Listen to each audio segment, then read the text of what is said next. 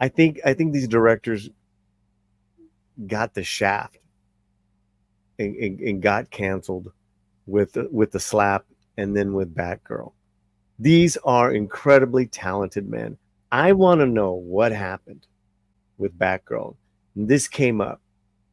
Batgirl started trending on social media after a behind the scenes video of Batgirl director's new movie, Bad Boys 4, went viral, showing Will Smith's gunfight scene, point of view, camera setup. Fans argue that they don't believe Adil and Bilal could have made an unwatchable Batgirl movie, as Warner Brothers claimed. What say you? Let's go start with Tom. Again, I just don't know. I mean, I'm not going to say that the movie was bad because of them. Mm-hmm.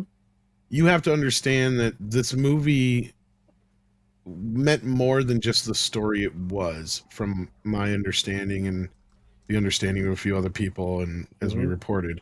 Because this was supposed to set up a new trinity of the head of DC being, carrying over Wonder Woman and then replacing Superman with Supergirl and Flash. And then this was supposed to be our Batman Beyond, kids. Like, that's something I don't think people realize. This is what they took Batman Beyond and turned it into. Mm. Because it was going to be Michael Keaton handing off the mantle to Batgirl. And Michael Keaton said he didn't even know what he was doing in the movie. And I mean, the movie wasn't even completely finished. It was meant for streaming, and then it got bumped up to Got to bump up, theatrical. right? Mm-hmm. And it didn't bump up the budget, though. So this thing was still budgeted for a low end, Under 100 streaming. million. Mm-hmm. Yeah. So again, I'm not saying that's not enough to make one of these movies, but Mm-hmm. I just have a hard time believing that the movie was going to be any good, considering what we were getting out of DC at that point. And these are the same people who were pushing crap like Birds of Prey. I get Okay. it. That's good. I would love to see it for some, just morbid curiosity, but I know what it was setting up and I know what it meant for the future of DC at that point, and we dodged a bullet. Do the directors deserve to be in jail because of it, though? No, because Nice. it wasn't their fault. Nice. Excellent. Excellent. Mephisto, what say you? I agree with Tom, and I've got only a very short thing to add to that whole conversation, because I fully agree 100% with Tom. I saw The Flash in the theater. I don't need to see Batgirl, because that's mean. The people who were in charge of The Flash were in charge of Batgirl in terms of production team, all that stuff. And Gary said it numerous times. Some directors are cast rather than being hired to do a job and create their own vision. Bilal and Adil created their own vision in Bad Boys for Life, and then carried that over to Ride or Die, regardless of the stupid title change. Okay. But Great. It's their own vision, and I think the studio gave them leeway. I have a feeling that they got a lot of leeway to do their own thing in these two movies, especially in that fourth one. So Batgirl,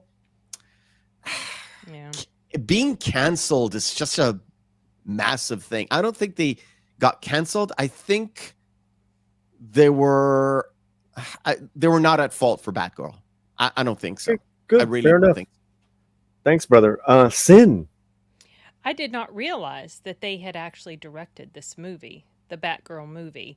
That does not make me any more interested to watch it, because I wasn't going to watch it anyway. Because, okay, quite honestly, I did not like the race swap stuff. I just didn't like it. I'm getting so turned off by that nowadays when it happens, I'm just like immediately not interested. I'll pass.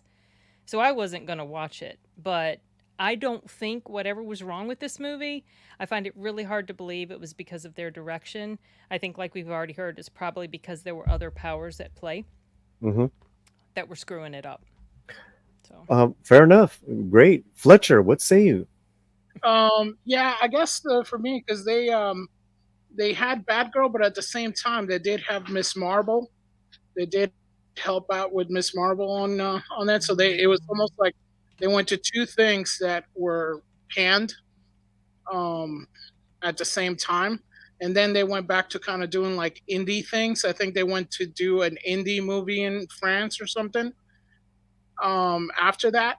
So I think they kind of took it like Paulie said on his Dear Rachel letter to Rachel Singler, where he's offering her advice, is to go back to your roots. And I think that's what the directors did. And that's why I think they were able to come back even harder. But I think what helped also in Bad Boys, it wasn't just the directing was fresh and everything was, well done, but the script was on point. It was super tight. You got everything that you're supposed to get, and it was boom, boom, boom, boom, and the performances were on point. So it's done. We don't need to see it. It was shelved for a reason. I had protested a little when it first was announced that it got shelved. I walked out of the theater after seeing Bad Boys, and I asked my friend Reggie about this. And he had a great answer, because he's like,